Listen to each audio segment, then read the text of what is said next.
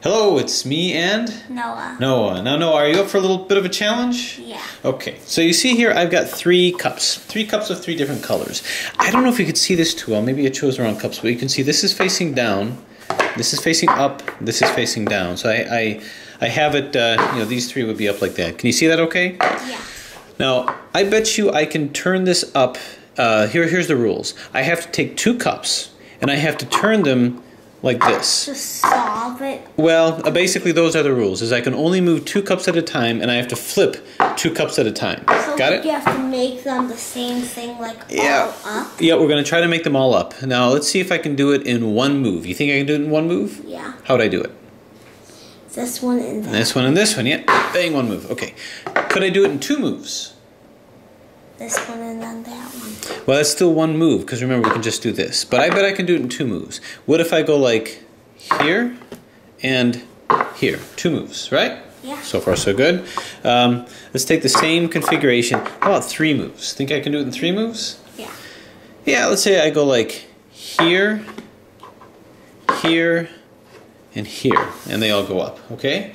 So now it's going to be your turn. Looks easy, right? Okay. Go ahead and flip them all up in three moves.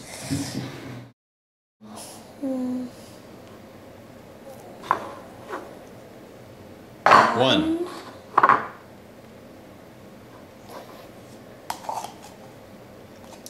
Two. Uh-oh. Three. Yeah, all right. I'll tell you what. Let's make it a little easier then. Why don't you do it in two moves? Flip them all up in two moves. Now you got to flip that one down. Oh, yeah. So. Yeah. One. No. So they all got down again. They have to flip them all up. All right. I'll tell you what. I'll make it easy. I'll make it real easy. Go ahead and flip them all up in one move. Now you got to move two at the same time. How do I do it in How do you do it? Wait a minute. Why was it so easy the first time and impossible the second time? All right. So what I just demonstrated is a concept called parity.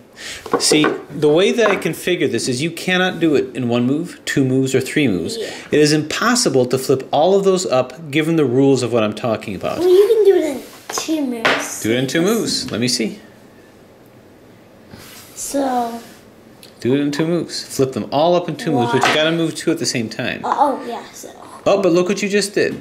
Okay, the only way to get it up is to break my rule and just flip one up, right? Yeah. That's the only way to do it. Three, but you can do it in three moves, see? I do it in three moves. One. Two.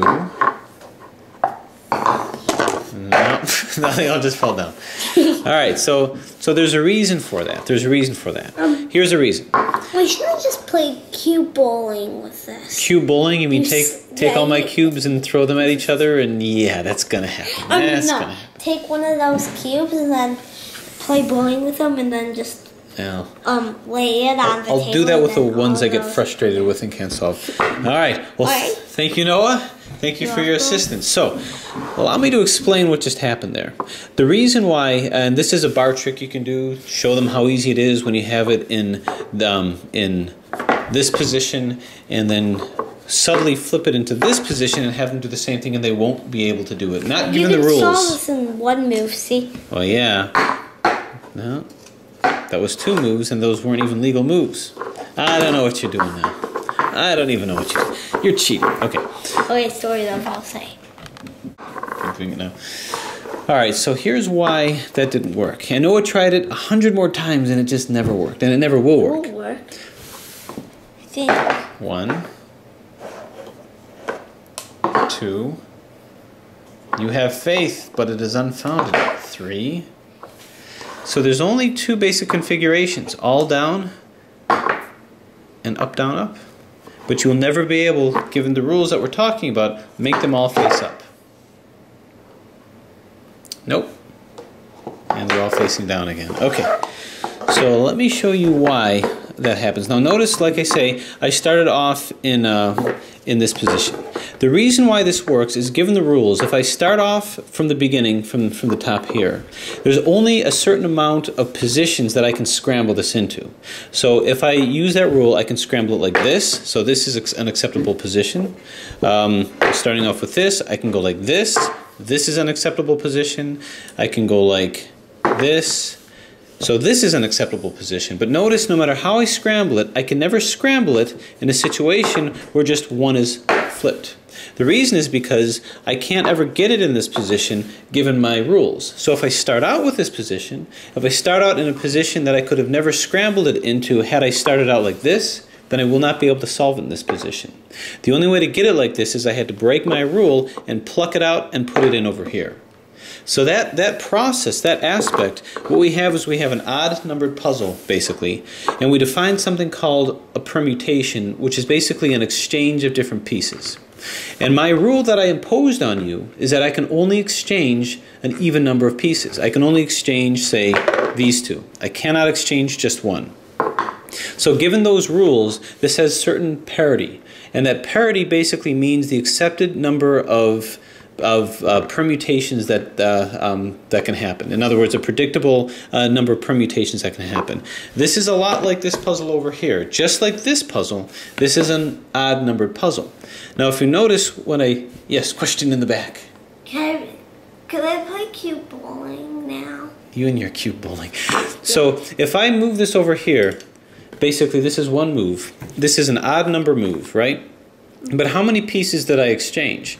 Well, for corners, 1, 2, 3, 4, that's an even number. For edges, 1, 2, 3, 4, that's also an even number. So each one can be expressed as an even number of changes.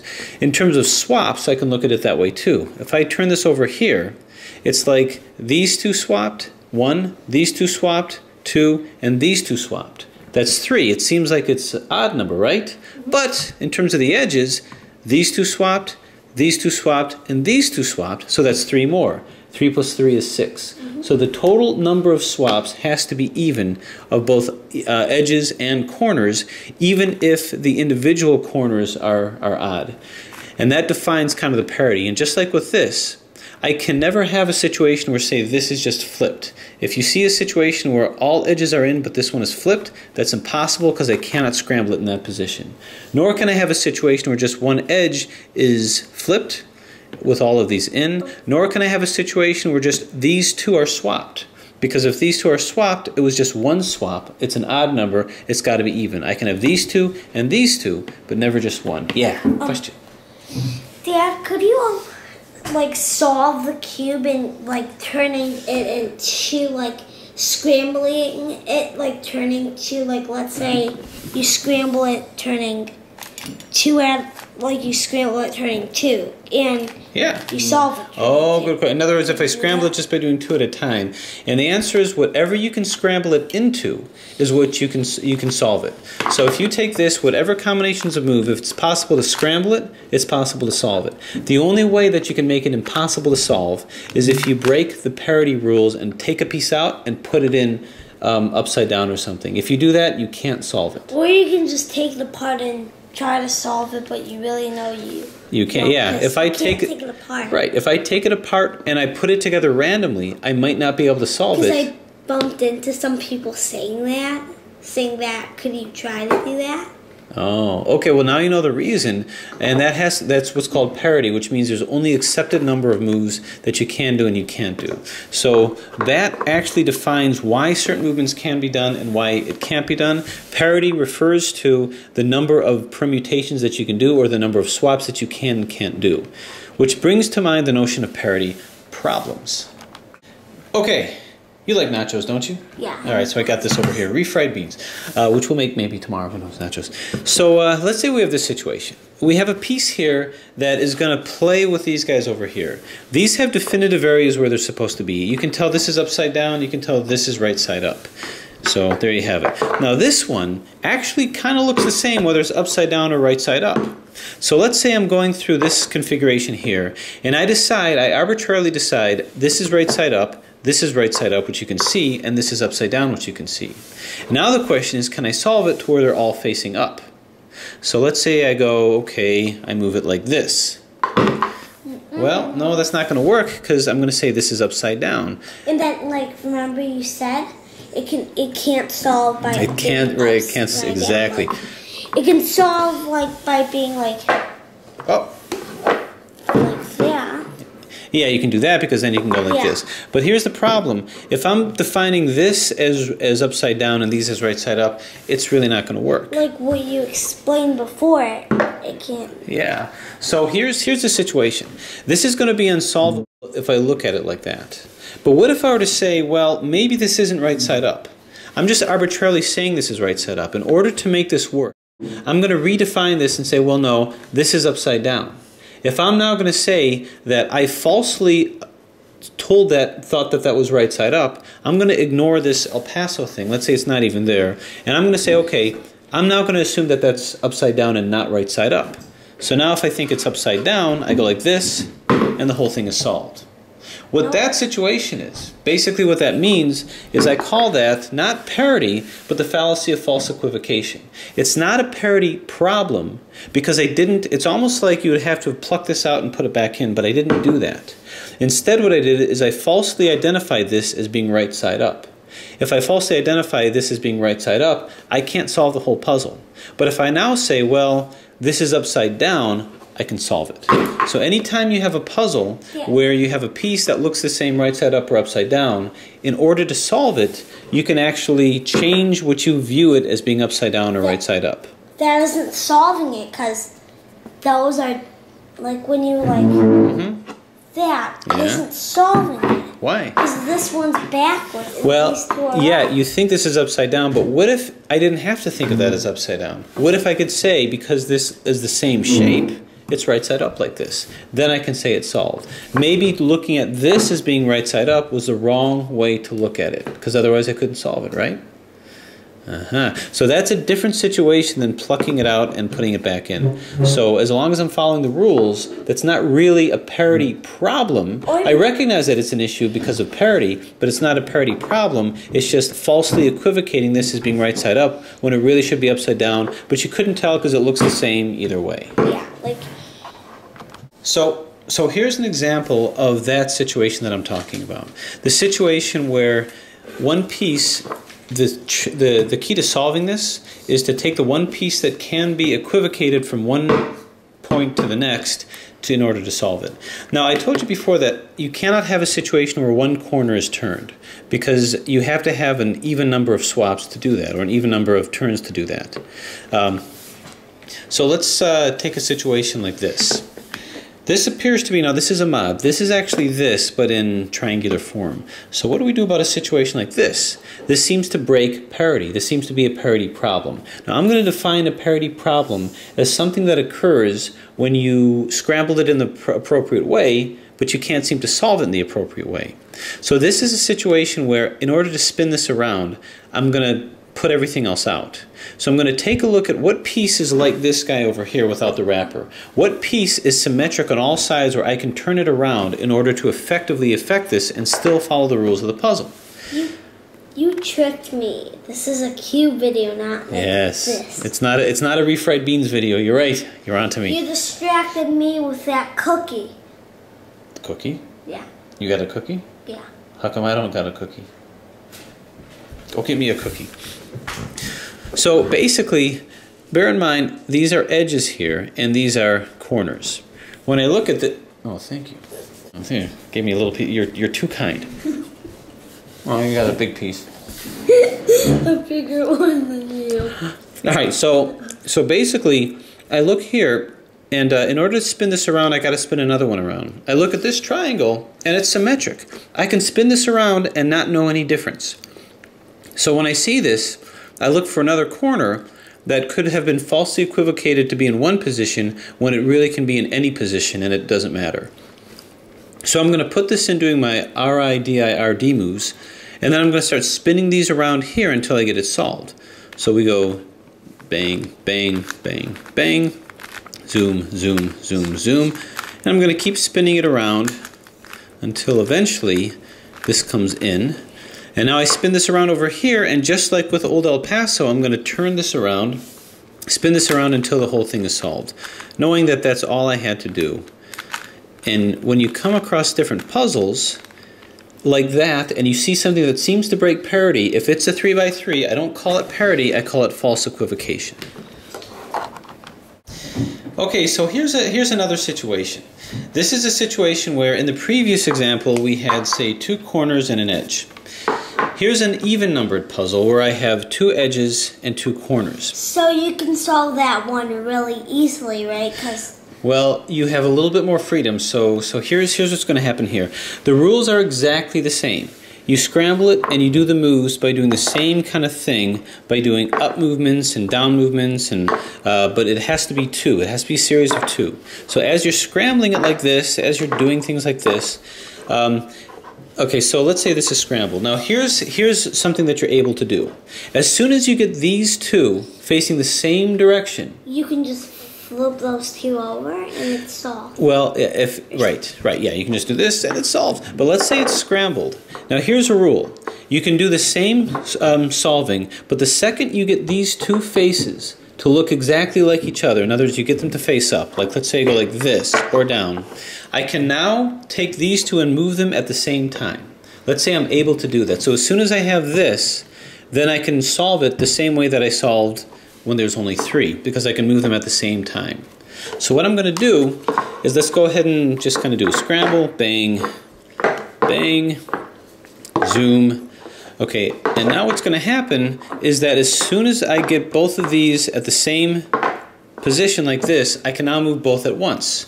And when I move both at once, I can solve them like I did when it was a 3-layer. So these are all these 2 are facing up now, and these 2 are facing down. So what I'm going to do now is move these 2 together along with one of these, if you can imagine it. So this moves, and these 2 can now move at the same time, because they can always move together. And now this can move, whoops, this can move, and these 2 can move at the same time too, so it's solved. So far so good. Well, let me do another scramble using the same rules. I'm going like this, I'll go like this, like this. Okay, now I'm going to try to solve it with the same rules applying here. So I go like this, and now I can move these at the same time. But the problem is that this is in that configuration that wasn't going to work if I solved it as an odd layered puzzle. So I do it as an even layered puzzle, and then I basically reduce the edges, and I've now reduced this to an odd layer puzzle. But I have a lot more degrees of freedom, a lot more ability to move if I start out as an even layer puzzle. So what I did is now I've reduced it to an odd layer, but now I've reduced it to a configuration that I could have never scrambled it into if I started out as an odd layer puzzle. So if I try to solve it like this, I find that I can't.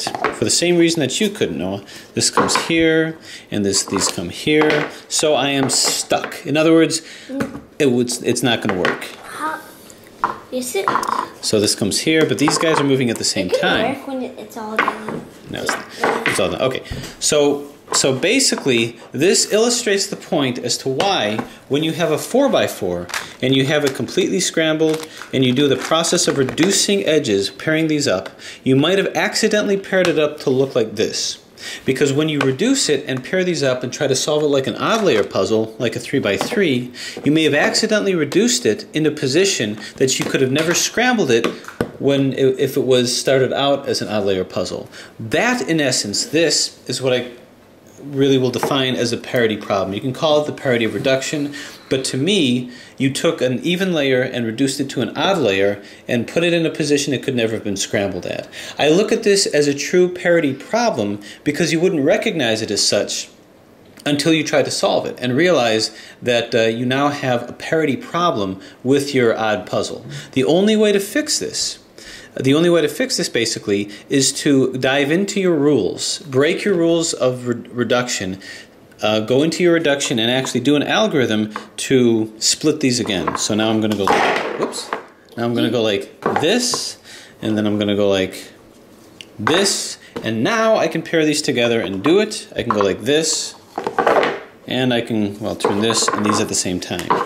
So this is a situation just like this. So this is a situation where you could not get with this puzzle unless you pluck this out. Because what you have is this edge is in, these edges if they're taken together, are in, these are in, and these are in, but this is out.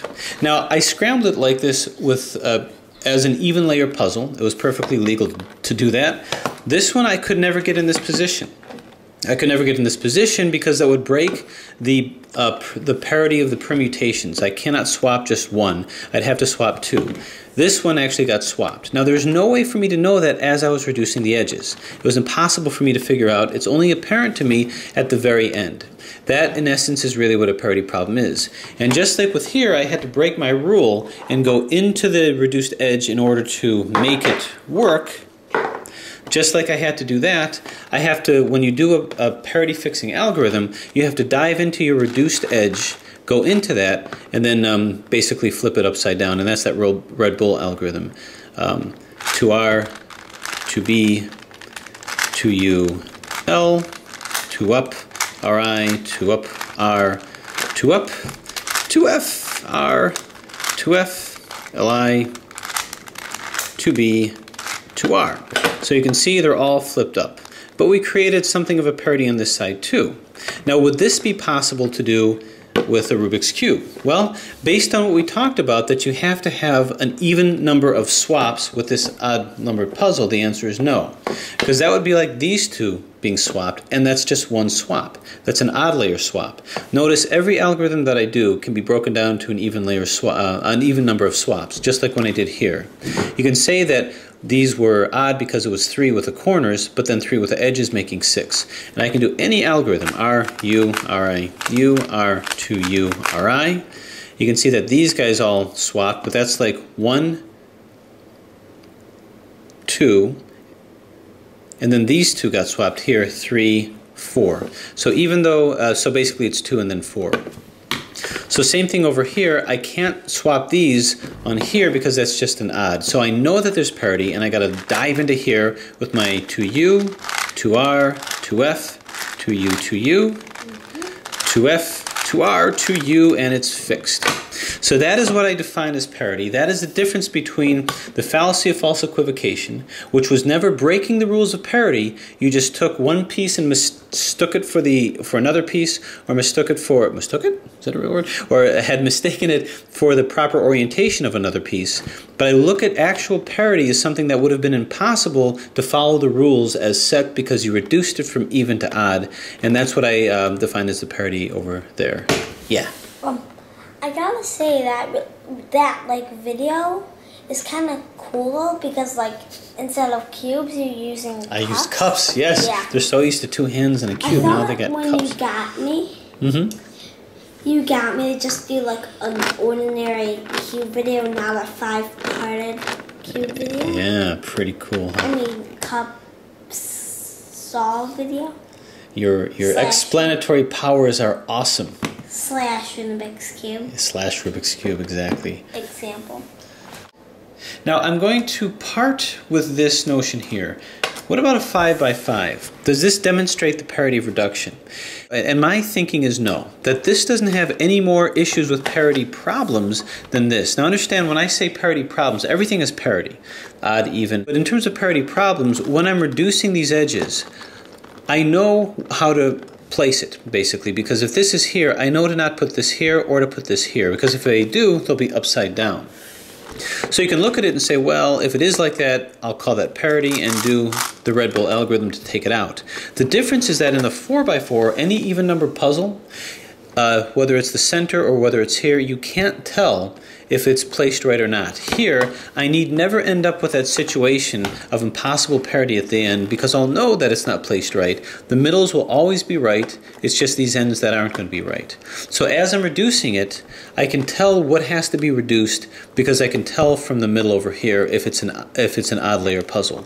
So I would say what this demonstrates is not so much a parity problem the way you have with with even numbered, because it's almost inevitable. You can avoid that problem with these because you can see and you can visualize where it's going. Now you may think, well, you just dabbling with terminology, and maybe that's the case, but in terms of the techniques that I use for solving, I don't look at these as displaying the same types of parity problems as I would with even number puzzles. So that's my rendition of parity. Hope that helps. If there's any other specific examples or questions, let me know. But that's basically how I used to guide me in terms of what parity is. Reducing it from an even to an odd will potentially cause you to reduce it into a place that could never be scrambled, and thus cause issues with parity that you'll only discover by the end, and you'll probably only discover with the last layer. If you're not doing any issues with parity problems with reduction, then that won't be a problem. And I do distinguish that with the false equivocation, where you didn't cause an issue with parity, you just falsely equivocated one shape with another. If you want to call that parity, that's fine. I wouldn't wrap the back of your knuckles for it, but I do look at that as different in terms of how it guides me regarding solving. So, I think it's someone's bedtime, probably mine. Say goodbye, Noah. Bye. Thanks for watching.